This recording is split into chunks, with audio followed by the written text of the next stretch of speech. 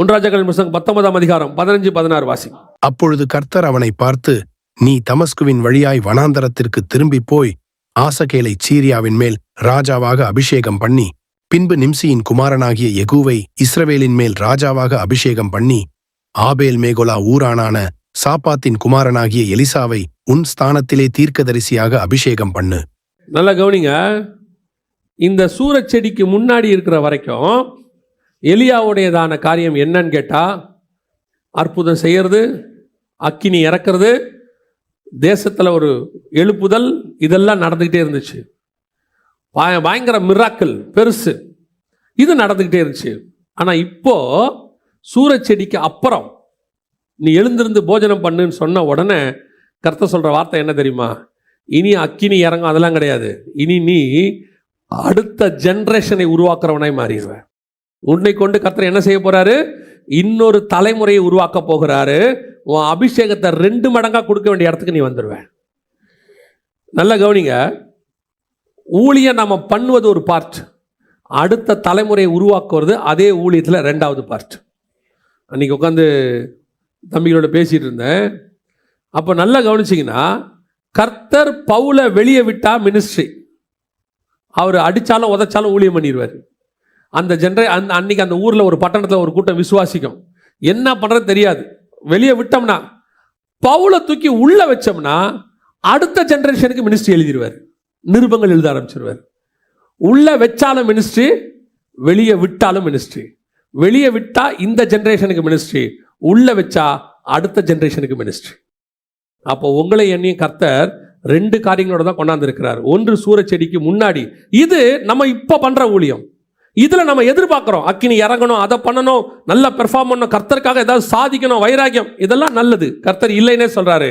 ஆனால் கர்த்தர் இப்போ உன்னை 2ஆம் தரம் எழுச்சி நடக்க சொல்கிறாரு. எதுக்கு தெரியுமா?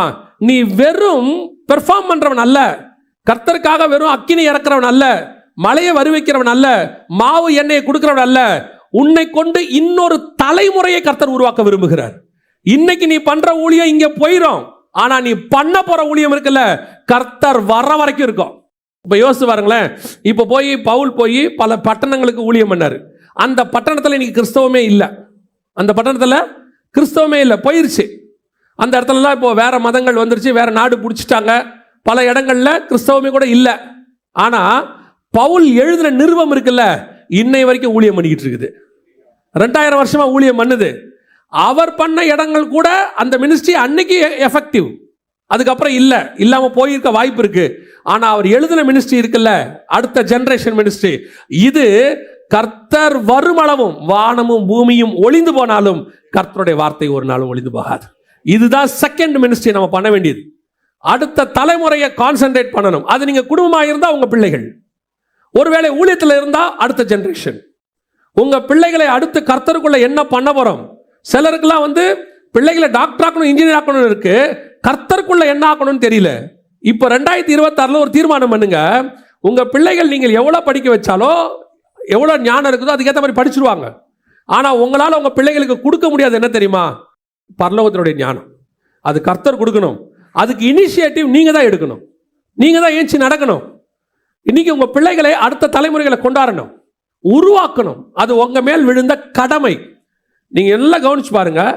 எகிப்திலிருந்து விடுதலையாக்குனது மோசேயுடைய ஒரு பார்ட், அடுத்த தலைமுறைக்கு எழுதி வச்சது 2வது பார்ட். அது செய்யணும். இன்னைக்கு அத்தனை பேரும் இன்னைக்கு உள்ளதில் நீங்க கான்சன்ட்ரேட் பண்ணிட்டே இருக்கிறீங்க. 2025 இவ்வளவு காரியம் நடந்துச்சு. 26 இன்னும் கொஞ்சம் ஆண்டவர் 2 மடங்கு ஆசீர்வதிப்பார். போன 2025 நான் வாடகை வீட்டில் இருந்தேன், 2026 சொந்த வீட்டில் கத்தர் வைப்பார். இதுதான் உங்களுடையதா இருக்கு.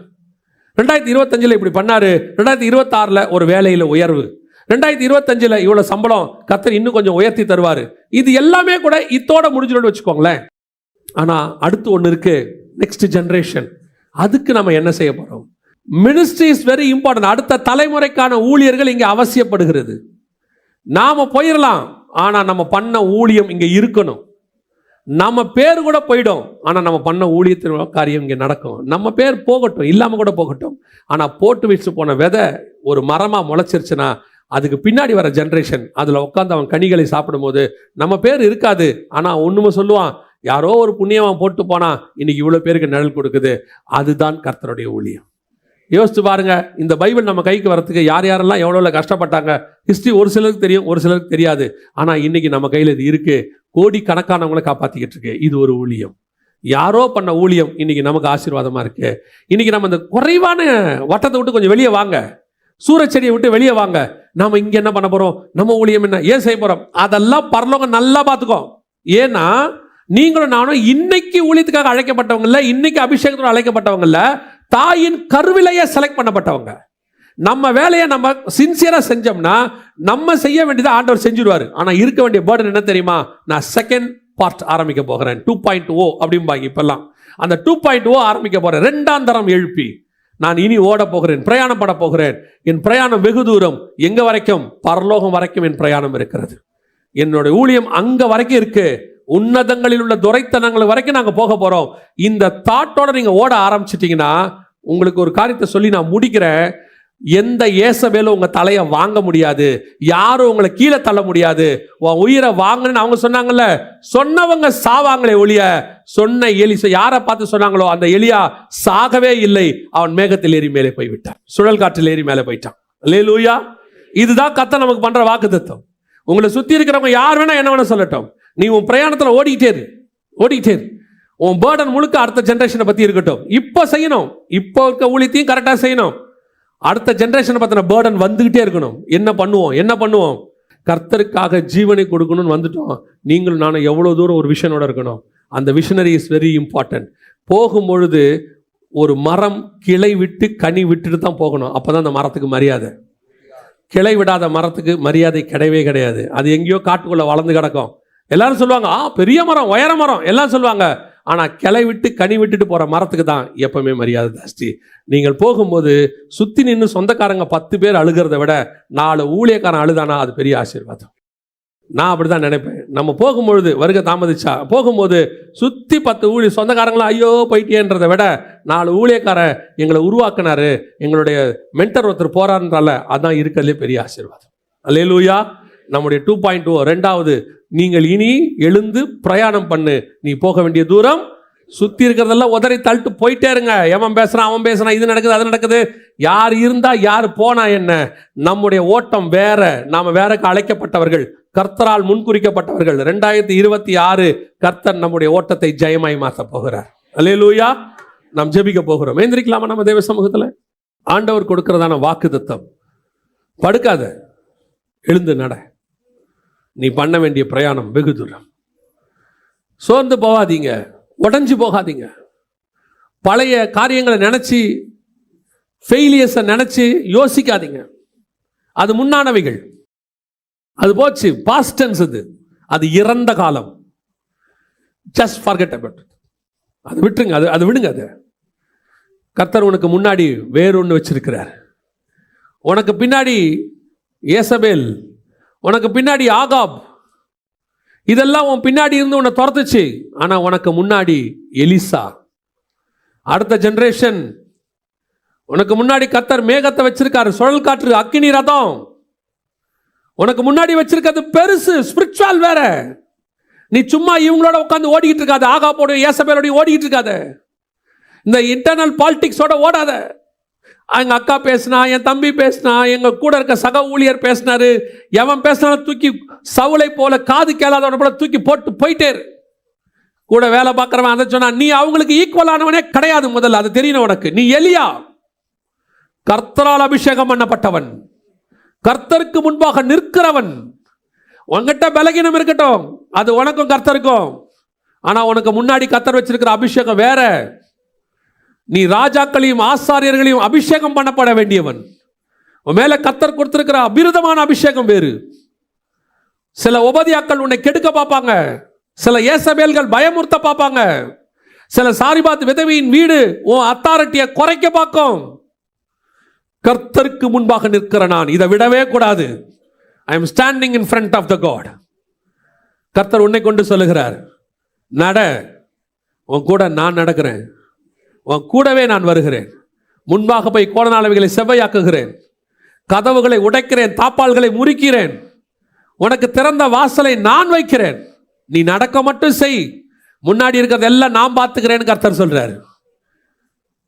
பின்னானவைகளை விடு, பழைய ஃபெயிலியர்ஸை மறந்துருங்க, விட்டு தள்ளுங்க, அது போனா போட்டோம். ஃபெயிலியர்ஸ் இல்லாதவங்க உலகத்தில் யாருமே கிடையாது. ஆபிரகாம் லிங்கன் மாதிரி ஃபெயிலியர் ஆனவங்க யாருமே இல்லை. பைபிளில் 2வது சான்ஸ் வாங்காதவங்க யாருமே இல்லை. எல்லாருக்கும் 2வது சான்ஸ் கிடைச்சிருக்கு. அந்த தேவன் தான் அவங்களுக்கு சொல்றாரு, எழுந்து நட, உனக்கு நான் வச்ச பிளான், உன் மேல நான் வச்ச அபிஷேகம், உனக்கு வச்சிருக்கிற தூரம் பூமியில் பத்தாது, நீ கடந்து முடிக்க வேண்டிய தூரம் பரலோகம், உன்னதங்களில் உள்ள அதிகாரத்தில் போய் நீ உட்காரணும். இப்போ உங்களை யோசிச்சு பாருங்க, நான் ஹெவன்லி அத்தாரிட்டிக்குள்ள இருக்க வேண்டிய ஆளு சும்மா அழிஞ்சு போகிற இந்த பூமியோட அத்தாரிட்டிக்கு முன்னாடி பயந்து சூரச்செடிக்கையில படுத்துட்டா உன் மேல வச்ச அபிஷேகம் எவ்வளவு வீணா போயிரும் பாருங்க. ஒப்பு கொடுப்போமா? இன்னைக்கு கர்த்தர் என்னை எடுத்து பயன்படுத்தணும். நான் செகண்ட் ரவுண்ட் ஸ்டார்ட் பண்ண போறேன். பழசு போனா போது, என்ன வேணா நடக்கட்டும், கர்த்தர் என்னை எடுத்து பயன்படுத்தணும். இந்த 2026 என்னுடைய வருஷம். கர்த்தர் எனக்கு ஆரம்பிக்கிற வருஷம். The new start. எழுந்து நட. கர்த்தர் உனக்கு வார்த்தையை கொடுத்துட்டாரு, போஜனத்தை கொடுத்துட்டாரு.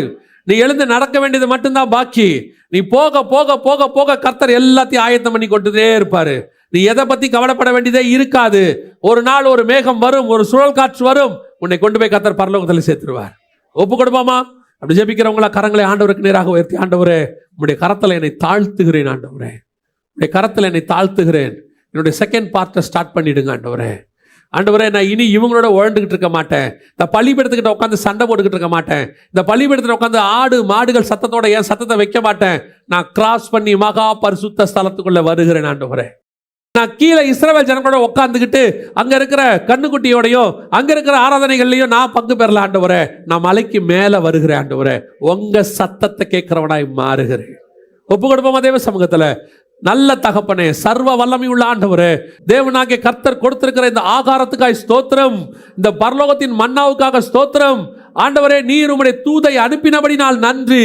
எங்கள் திருச்சபை அத்தனை பேரும் எழுந்து நடக்கிற திருச்சபையாக, இனி எங்க சபையில ஒருத்தர் கூட சூரச்செடிக்குள்ள படுத்திருக்க கூடாது ஆண்டவரே.